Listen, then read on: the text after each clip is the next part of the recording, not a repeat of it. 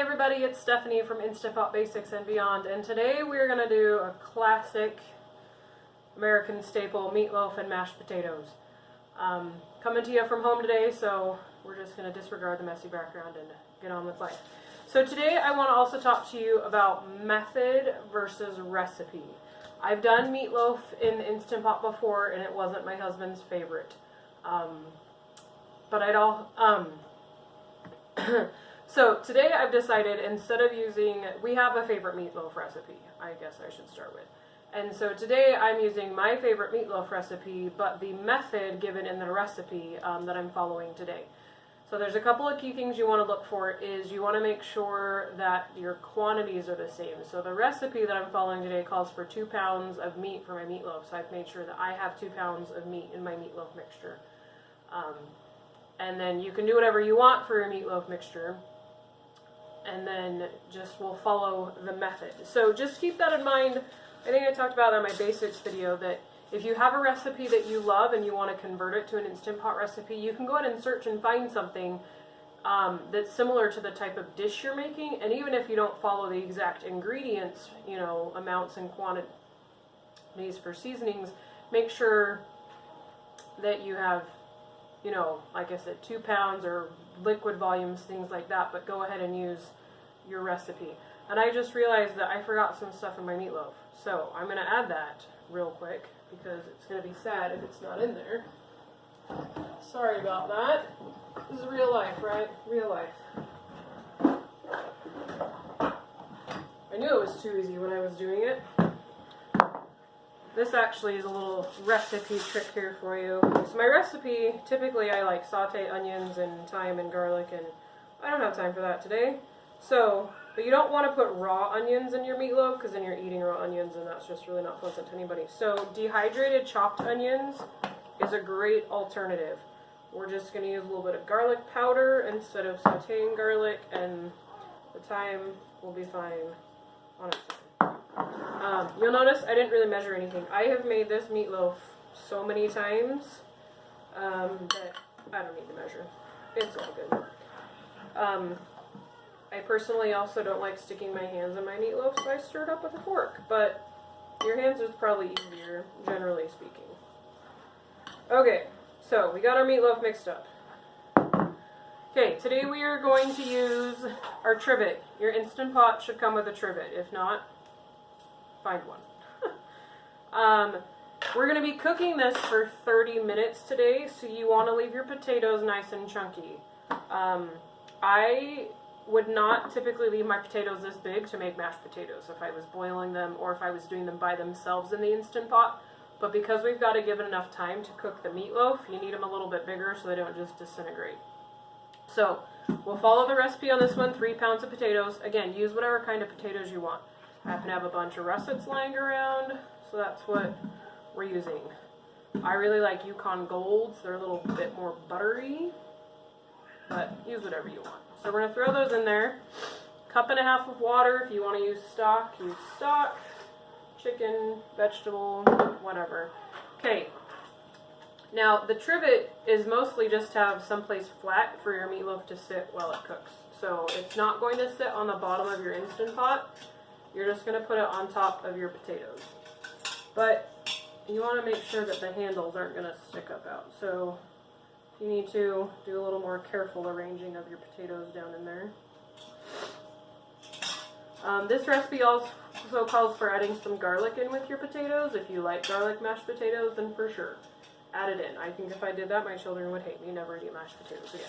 So, okay, now we can't just stick our meatloaf in there and expect that we're going to pull out a beautiful meatloaf. That's not going to work. So we're going to make a little pan out of some tin foil. So we're going to start by putting our meatloaf mixture in the middle of our... I just took 2 squares of tin foil, crisscrossed them. If you want them a little bigger, that's fine. You just need them enough to make a secure dwelling place for your meatloaf while it cooks. Alright, we need to pat this out into a circle. So I'm patting with my hand and then using the foil up against the side.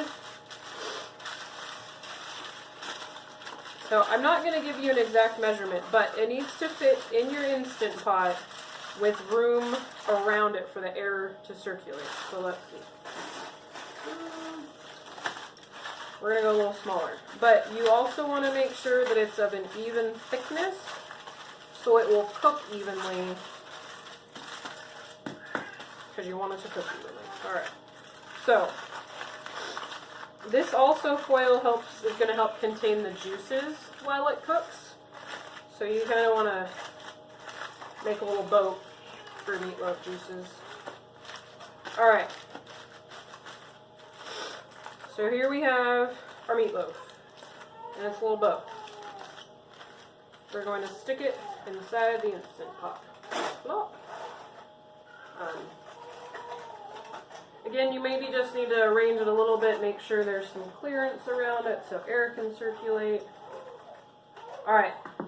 Okay, lid on. Guys, I forgot to do my cardinal thing. What is wrong with me today? What I should have done is put the potatoes and water in, and remember we talk about you can hit saute and allow that to start heating while you're doing other stuff? Should have done it and I forgot. Sorry about that. Okay, turn it to sealing. Remember it's going to be all loose and wobbly until it gets going. Manual, or turn up manual for 30 minutes.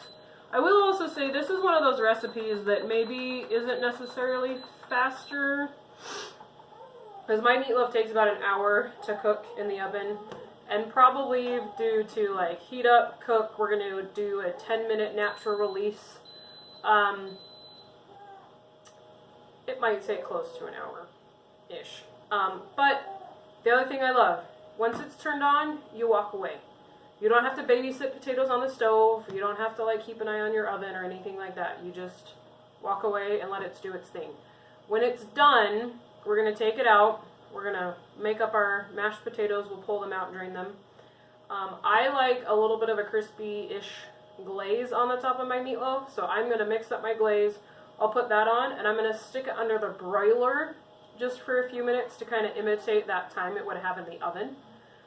The other awesome thing is you don't have to turn your oven on and heat up your entire house. So that's also a bonus of why you do it in the Instant Pot. So we are going to, again, let this cook. We're going to do a 10-minute natural release, and then we will come back and we will finish our meatloaf and mashed potatoes. Hey everybody, we're back. Stephanie here again. So as you can see, we've let it naturally release for 11 minutes there. So we're going to move this to venting. We're going to let it finish spewing out its liquid, release the rest of the pressure. Give that just a minute. So it took about 15 minutes to come up to pressure, which isn't too bad. I should get something to put my meatloaf on.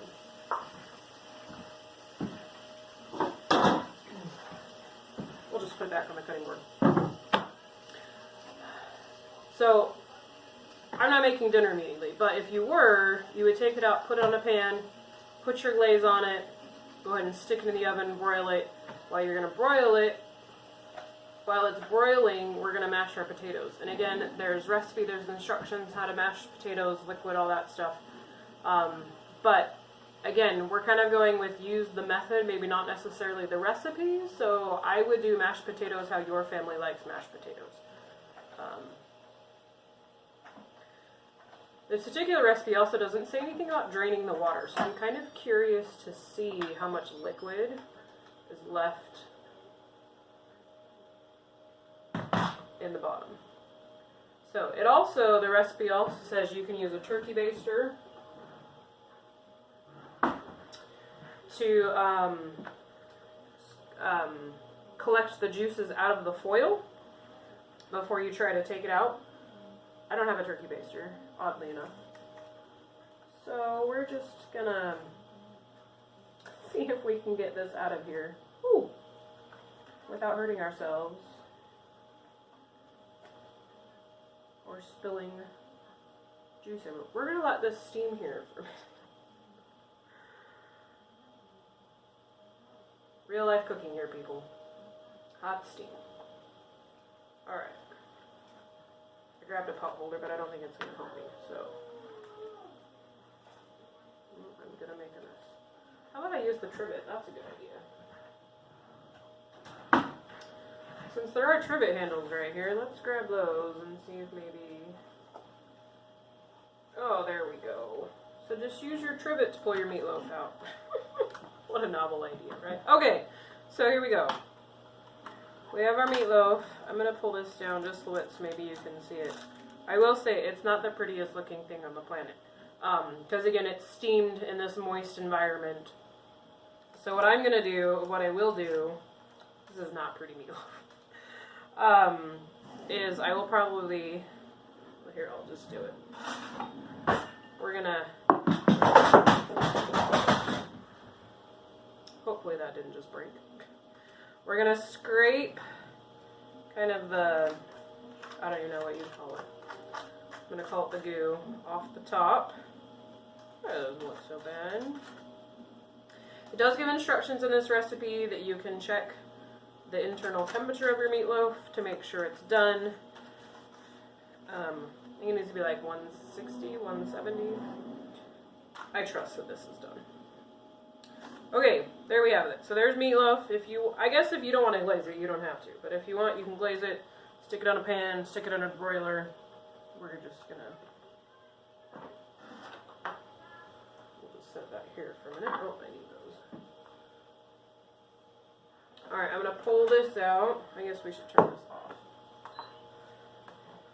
And yeah, actually there is hardly any liquid in the bottom of these potatoes. So if you wanted, you could drain it, but honestly, I would probably just take your potato masher, mixer, however you choose to mash potatoes, give them a good mash right in the pot. I like to do butter, salt, some milk.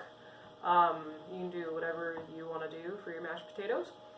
And then dinner's done. So we've got prep time, but then we've got 15 minutes coming to pressure, 30 minutes cooking, 10 release, so what's that, 30, 40? So just under an hour. If you want to broil it, but you can broil it while you mash potatoes. You have meatloaf and mashed potatoes done in the Instant Pot. I'd say that's pretty good deal. So again, this is Instant Pot Basics and Beyond. Go ahead and like us. We are on Facebook, we're on YouTube. Like, subscribe, all the things. And we look forward to bringing you more great videos so that you can get the most out of your Instant Pot.